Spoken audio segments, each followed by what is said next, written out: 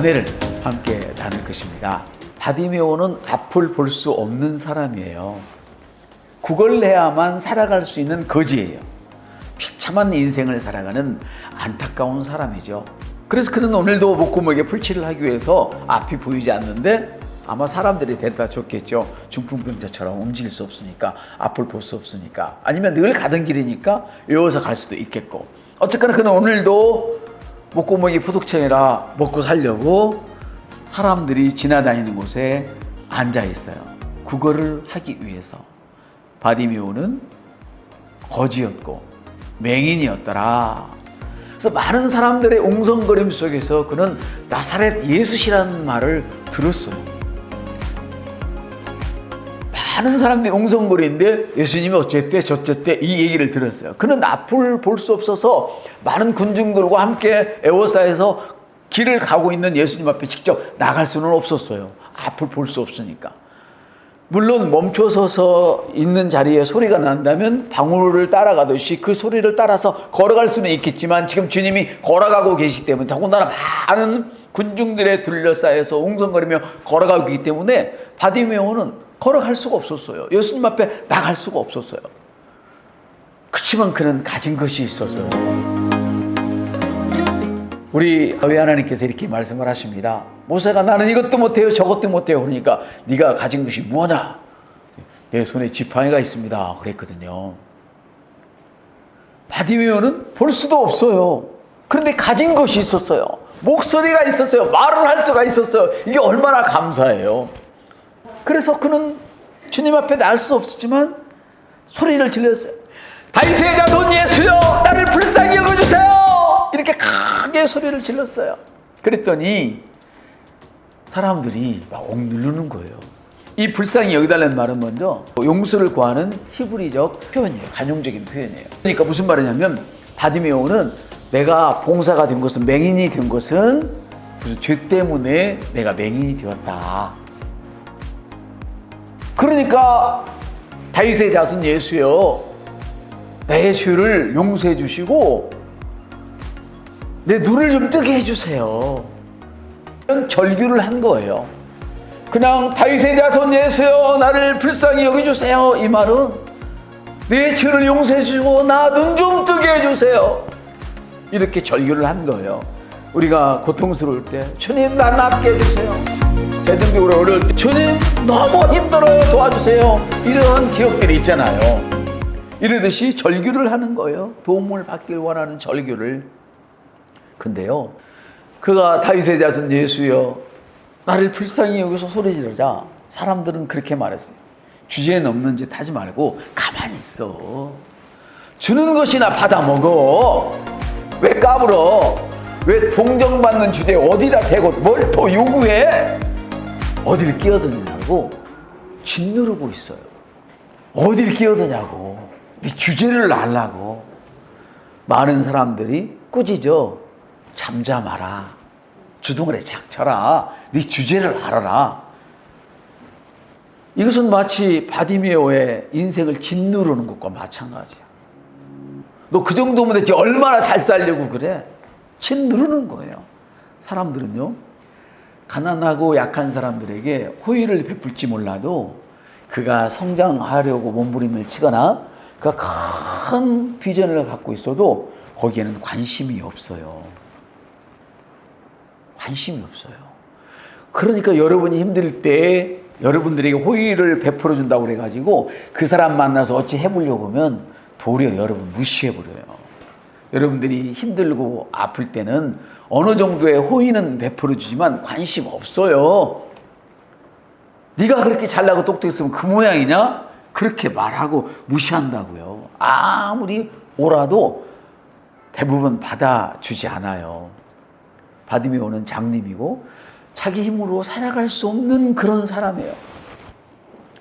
그렇지만 하나님은 제사장을 통하여 바디메오의 고통을 조금이라도 덜어주려고 사람들에게 호의를 입어서 구걸을 할 수 있도록, 받을 수 있도록 특별한 표시를 주었어요. 당시의 제사장들은 이런 자기 힘으로 살 수 없는 사람들에게 특별한 유니폼을 주는 거죠. 겉옷이에요. 유대인들의 보통 겉옷은 하루에 몇 번씩 그 사이렌이 울릴 때마다, 종이 울릴 때마다 펴놓고 예배하기 위해서 절하는 그런 겉옷으로 사용을 많이 하죠. 근데 이렇게 왕님에게는 특별한 겉옷을 입혀서 저 사람이 앉아있으면 너희들이 좀 도와줘라, 일반적인 도움을 주는 거죠. 마치 앞을 보지 못하는 분들이 하얀 지팡이를 들고 이렇게 걸어가면 누가 막 활달하게 가다가도 일부러 그 사람을 피해주고 그 사람이 안전하게 갈 수 있도록 방해되지 않도록 도와주잖아요. 바로 이런 역할을 했었죠. 거기까지는 사람은 할 수 있어도 그가 어떤 꿈을 갖고 있거나 더 큰 단계로 올라가고자 몸부림을 치면 바로 무시해버리고 꺾어버리는 것, 짓눌러버리는 것이 인생이에요. 그래서 하나님은 절대 애굽을 의지하지 말라고 해요. 사람을 의지하지 말아라. 왜 하나님 한 분만을 의지해라. 바디메오는 언제까지 앞을 보지 못하는 자로 살 수 없어요. 여러분, 언제까지 가난한 상태로 살 수 없잖아요. 언제까지나 고통스러운 상태로 살 수 없잖아요. 그런 인식이 막 일어나기 시작한 거예요, 그에게. 더군다나 예수라는 말을 듣자마자 막 그것이, 그 꿈이, 비전이 꿈틀거리는 거야. 우리 믿는 사람은 이 세상을 살면 얼마나 산다고? 주님이 살아요.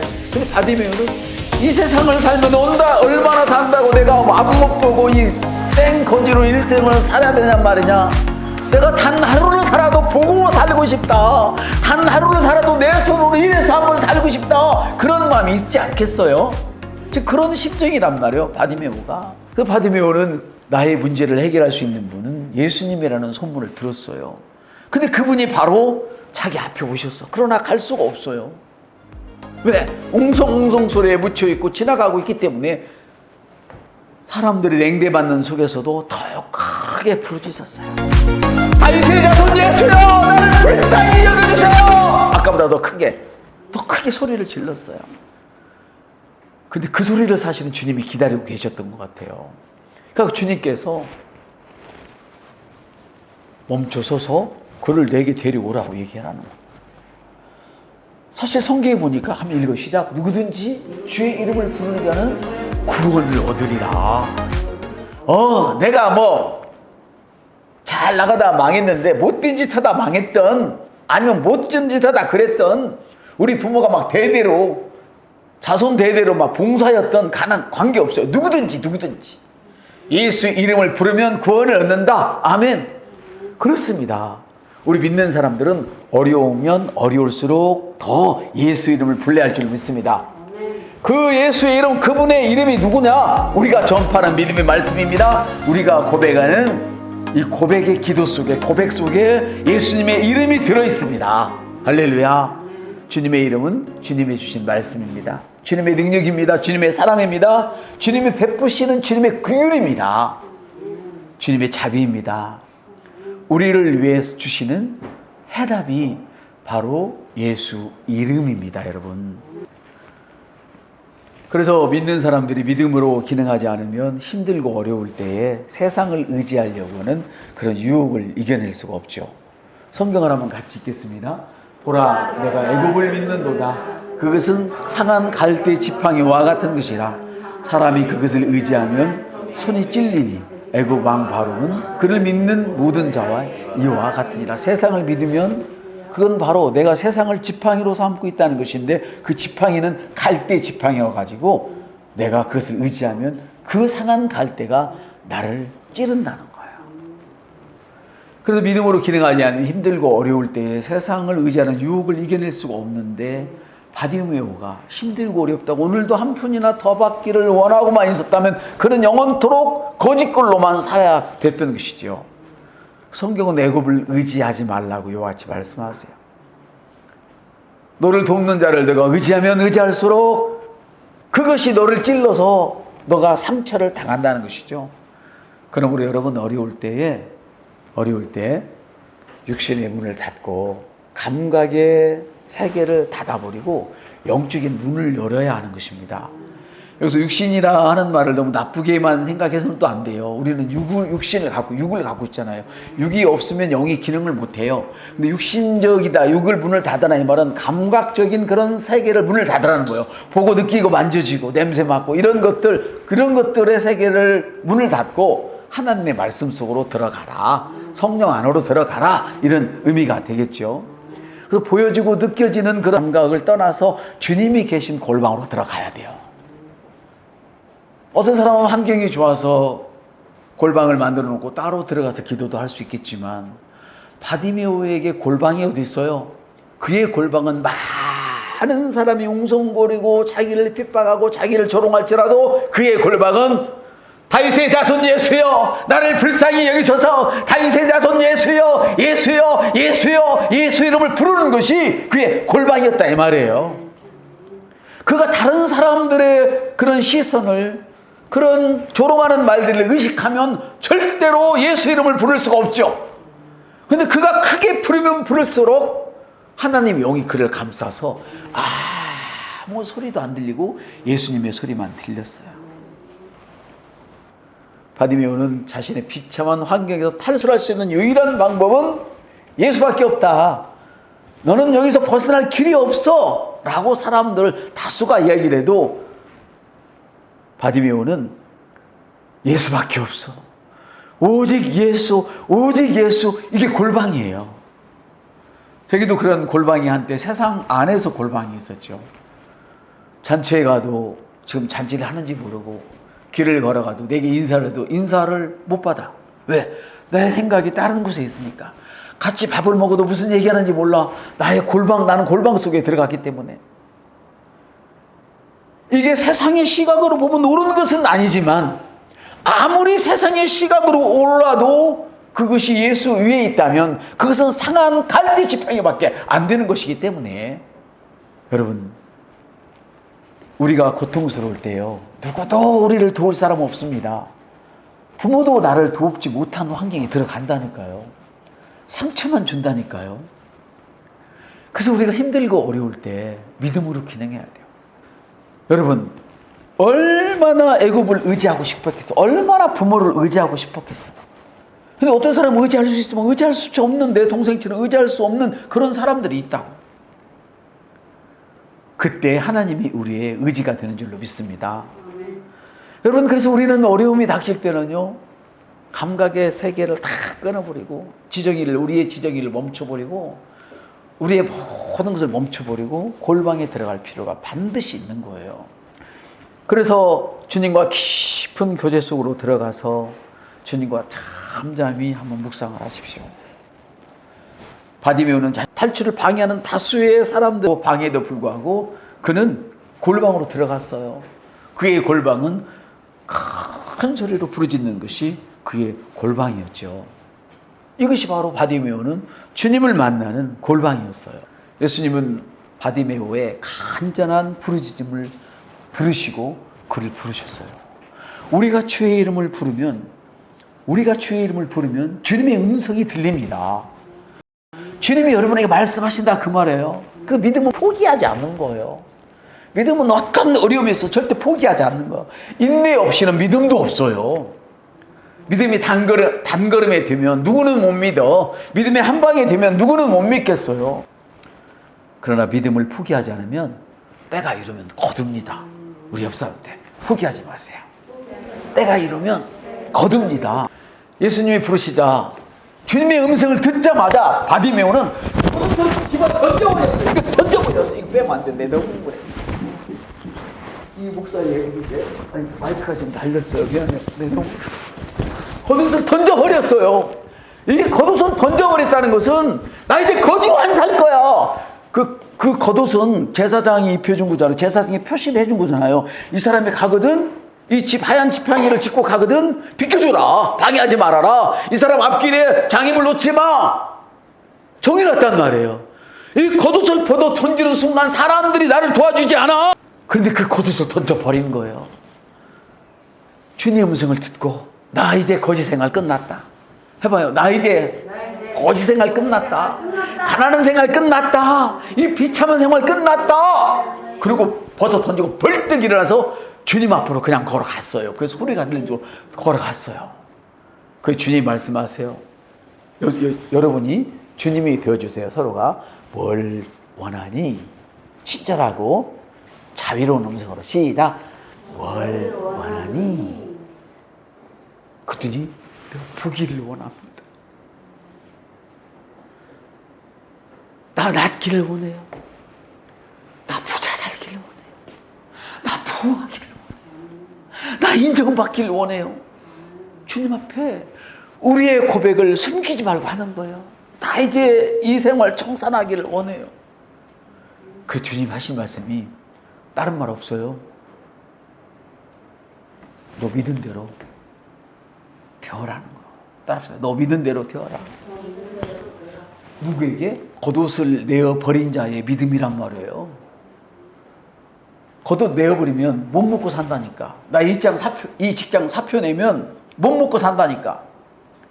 예수 믿는 거 방해하고 처절하게 방해하는 이 직장 사표 내면 나 먹고 살 길 없어. 근데 버려버리는 거야. 그걸 떨쳐버리는. 이게 여러분들이 직장을 사표를 내고 여러분들의 사업을 접는 것과는 전혀 차원이 달라요. 바디메오의 겉옷은. 여러분 망해도 한 달은 먹고 살 수 있잖아. 바디메오는 그날 못 받으면 먹을 게 없어요. 과부가 생활비 전부를 헌신한 것처럼 이 바디메오는 자기 인생을 초계와같이 버려버렸어요. 주님 앞에 내놓았다 이 말이죠. 할렐루야. 바디메오가 주님의 음성을 듣자 겉옷을 홀랑 벗어버리고 뛰어 일어나서 주님 앞에 나갔어요. 그 특별한 옷을, 그 옷만 있으면 어쨌거나 밥은 먹을 수 있는데, 이 직장만 붙들고 있으면 언제 어쨌거나 밥은 먹을 수 있는데, 이 사람 뷰만 안 건드리면 언제 어쨌거나 밥은 먹고 살 수 있는데, 그거를 예수님 믿는 믿음으로 다 포기해버렸어요. 여러분, 바디메오는 하층민 중에서도 하층민이잖아요. 그렇지만 예수를 만나면 나 산다는 것을 알기 때문에 양다리 거칠 수 없이 주님만 선택했어요. 믿음은 양다리를 걸치는 것이 아닙니다. 올곧이 주님만 바라보는 것이 믿음입니다. 예수 앞에서는 둘 중 하나만 선택해야 하는 줄로 믿습니다. 겉옷을 내어 던지고 주님 앞에 나가서 서자 주님이 물으십니다. 내가 무엇을 하여 주기를 원하느냐? 주님, 내가 보기를 원합니다. 그래서 주님이 너의 믿음이 너를 구원했다. 너의 믿음대로 되었다. 이 말씀이거든요. 바디메오가 말합니다. 주님 보기를 원합니다. 주님이 말씀하십니다. 너의 믿음이 너를 구원했다. 바디메오의 믿음은 주님의 강력한 구원을 이루게 했습니다. 그리고 그는 믿음으로 주님을 따랐습니다. 우리가 주님으로부터 구원을 받아야 비로소 믿음으로 주님을 따를 수 있는 것입니다. 사랑하는 성도 여러분, 그런 적 누구든지 그리스도 안에 있으면 새로운 피조물이다. 이전 그것은 지나갔으니 보라, 새것이 되었도다. 세상을 의지하는 겉옷을 던져버리고 우리는 주님 앞에 서야 합니다. 여러분의 선택은 곧 여러분의 믿음인 것입니다. 여러분의 믿음은 여러분이 선택한 그 자리에 여러분의 믿음이 있습니다. 여러분이 무엇을 선택했든 그 자리에는 여러분의 믿음이 있는 것입니다. 불신앙을 선택했다면 불신앙의 믿음이 그 자리에 있는 것이며, 믿음을 선택했다면 그 선택한 그 자리에 믿음이 있고, 더 강한 믿음으로 선택했다면 더 강한 그 자리에 여러분이 계신 것입니다. 이전 것을 움켜쥐고서는 믿음을 가질 수가 없습니다. 이전 것을 움켜쥐고서는 응답 받을 수 없습니다. 주님을 따를 수도 없습니다. 할렐루야. 우리 큰 소리로 한번 읽겠습니다. 시작. 나의 선택은 나의 믿음과 같습니다. 우리 옆 사람한테 한 번씩 해주시죠. 시작. 나의 선택은 나의 믿음과 같습니다.